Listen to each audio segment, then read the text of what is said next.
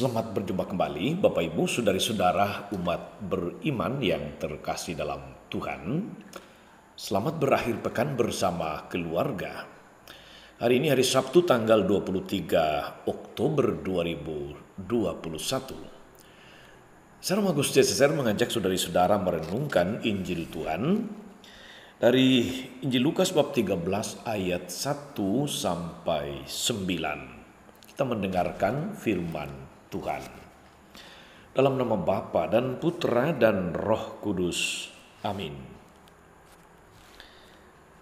Pada waktu itu beberapa orang datang kepada Yesus dan membawa kabar tentang orang-orang Galilea yang dibunuh Pilatus, sehingga darah mereka tercampur dengan darah korban yang mereka persembahkan. Berkatalah Yesus kepada mereka, "Sangkamu orang-orang Galilea ini lebih besar dosanya daripada semua orang Galilea yang lain karena mereka mengalami nasib itu? Tidak, kataku kepadamu. Tapi jikalau kalian tidak bertobat, kalian semua akan binasa dengan cara demikian. Atau sangkamu ke-18 orang yang mati ditimpa menara dekat Siloam lebih besar kesalahannya daripada semua orang lain yang tinggal di Yerusalem?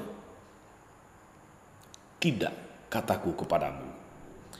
Tapi jikalau kalian tidak bertobat, kalian semua pun akan binasa dengan cara demikian."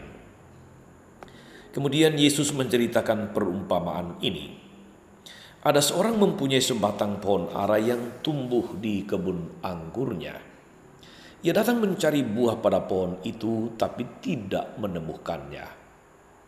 Maka berkatalah ia kepada pengurus kebun anggur itu, "Sudah 3 tahun aku datang mencari buah pada pohon ara itu, namun tidak pernah menemukannya. Sebab itu tebanglah pohon ini. Untuk apa pohon itu hidup di tanah ini dengan percuma?" Pengurus kebun anggur itu menjawab, "Tuhan, biarlah pohon itu tumbuh selama setahun ini. Aku akan mencangkul tanah sekelilingnya dan memberi pupuk kepadanya. Mungkin tahun depan akan berbuah. Jika tidak, tebanglah." Demikianlah Injil Tuhan. Bapak Ibu saudari-saudara, umat beriman yang terkasih dalam Tuhan.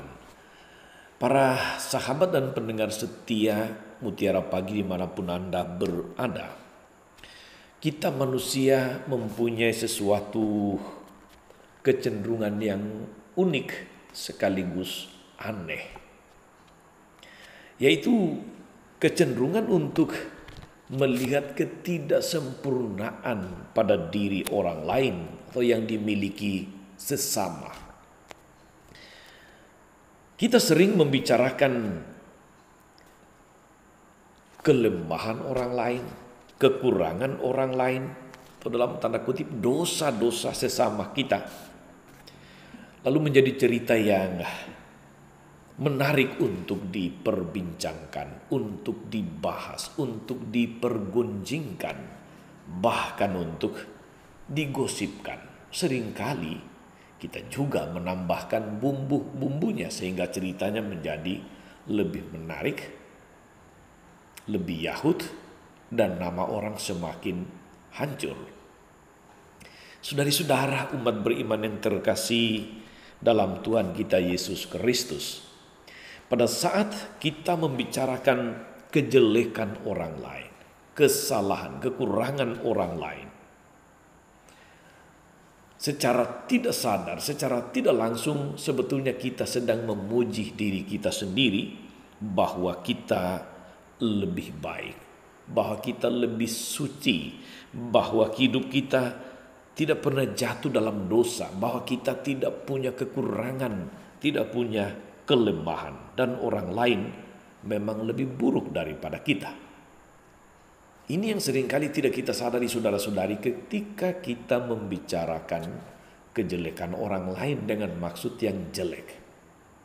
Bukan sebagai bahan untuk introspeksi diri, tetapi sebagai bahan untuk dipergunjingkan. secara langsung dalam perjumpaan ataupun di dalam grup-grup media sosial. Saudara-saudara, umat beriman terkasih dalam Tuhan, dalam Injil hari ini Yesus mengeritik orang-orang yang ingin mendobrak kecenderungan aneh manusia tadi, yang selalu melihat hal-hal yang kurang pada diri orang lain dan merasa diri lebih baik. Yesus mengajarkan bahwa sementara manusia membicarakan, sementara kita membicarakan dosa-dosa orang lain, kekurangan orang lain, kita sendiri sedang melakukan dosa. Maka daripada menuntut orang lain untuk bertobat, untuk berubah, seharusnya diri kita sendirilah yang pertama-tama harus berubah, yang pertama-tama harus bertobat. Teguran atau kritik Yesus keras. Bayangkan saudara-saudara, ketika Yesus mengatakan begini, "Sang kamu orang-orang Galilea ini lebih besar dosanya daripada dosa semua orang Galilea lain karena mereka mengalami nasib itu. Tidak kataku kepadamu, tetapi jikalau kamu tidak bertobat, kamu semua akan binasa dengan cara demikian." Sebuah penegasan bahwa jangan terpaku menilai, memvonis, menghakimi orang lain karena kesalahannya atau karena malapetaka yang dia alami atau musibah yang barangkali datang dari kekilafan. Lebih baik fokus kepada diri sendiri. Peringatan Yesus keras. Jika kamu tidak bertobat, kamu pun akan binasa dengan cara demikian. Saudari-saudara, umat beriman terkasih dalam Tuhan kita Yesus Kristus. Kalau kita mau jujur betapa hidup kita ini semuanya masing-masing mempunyai kelebihan dan ada kekurangan. Orang masing-masing punya kekuatan tapi juga punya kelemahan. Sebaik, sehebat apapun orang, ada titik lemahnya. Demikianlah dalam hidup ini, sekali lagi, kita semua punya keterbatasan, punya kelemahan. Tidak ada orang sempurna, karena itu semestinya masing-masing orang memeriksa diri, introspeksi untuk bertobat, untuk berbuah.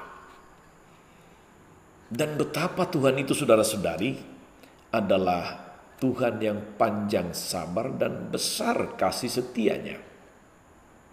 Itu dilambangkan di dalam apa yang diceritakan Yesus dalam bentuk perumpamaan tentang pohon ara. Seorang punya pohon ara tumbuh di kebun anggurnya. Dan dia datang mencari buah pada pohon itu tapi tidak menemukannya. Lalu dia berkata, "Sudah 3 tahun aku datang mencari buah pada pohon ara itu tapi tidak kutemukan. Tebanglah pohon ini."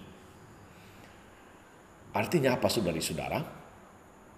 Kita ini bagaikan pohon yang ditanam di kebun anggur Tuhan. Yang mana sebagai pohon kita harus berbuah, harus menghasilkan buah. Buah-buah macam apa? Yaitu buah-buah kebaikan, buah-buah cinta kasih dalam hidup. Itulah buah yang mesti kita hasilkan. Tapi dikatakan tadi, sudah 3 tahun ditanam, dirawat, tetapi tidak menemukan buahnya. Tebang saja pohon semacam itu. Tetapi jawab orang itu, jawab penjaga kebun itu, biarkan dia tumbuh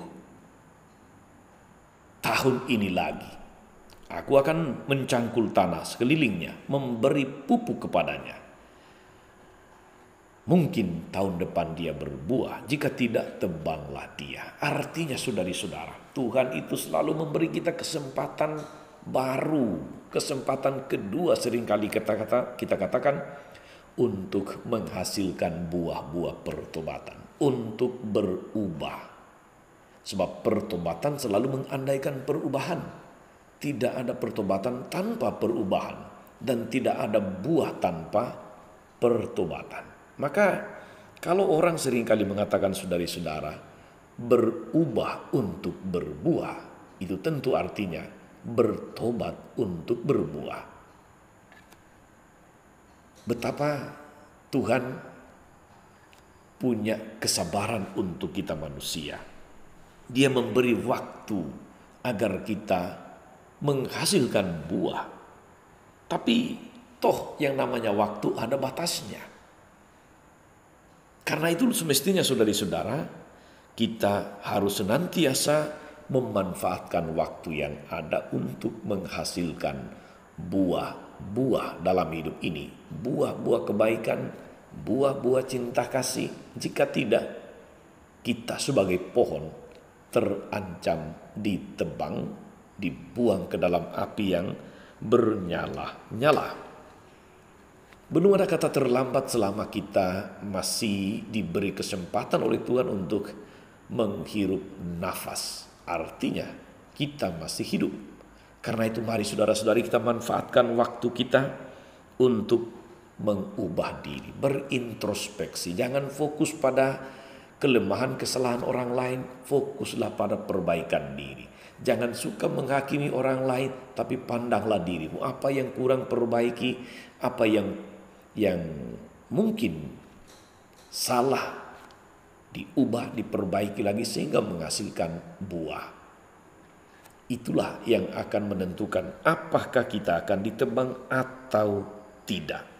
Tentu saudara-saudara, saya percaya bahwa kita senantiasa dikasihi Tuhan, diberi waktu oleh Tuhan yang panjang sabar itu untuk menghasilkan buah-buah dalam hidup ini. Jangan membandingkan buahmu dengan orang lain. Juga jangan membandingkan kekurangan kelemahanmu kepada orang lain. Fokus perbaiki diri, semakin bertumbuh, semakin berubah, semakin berbuah. Tuhan Yesus memberkati. Maria, Bunda selalu menolong, setia mendoakan kita semua. Amin. Tuhan Yesus Kristus, kami bersyukur karena Engkau senantiasa menjadi Tuhan yang panjang sabar dan besar kasih setia. Engkau beri kami kesempatan untuk hari demi hari makin bertumbuh, makin menghasilkan buah-buah yang baik. Anugerahkanlah kepada kami kemampuan untuk bertumbuh, untuk menghasilkan buah. Dan anugerahkanlah juga kemampuan pada diri kami, agar senantiasa memandang orang lain penuh kasih. Tidak cenderung menghakimi, tidak cenderung menjadikan segala kelemahan, kekurangan, dosa orang lain sebagai komoditas untuk menjadi bahan pembicaraan, pergunjingan.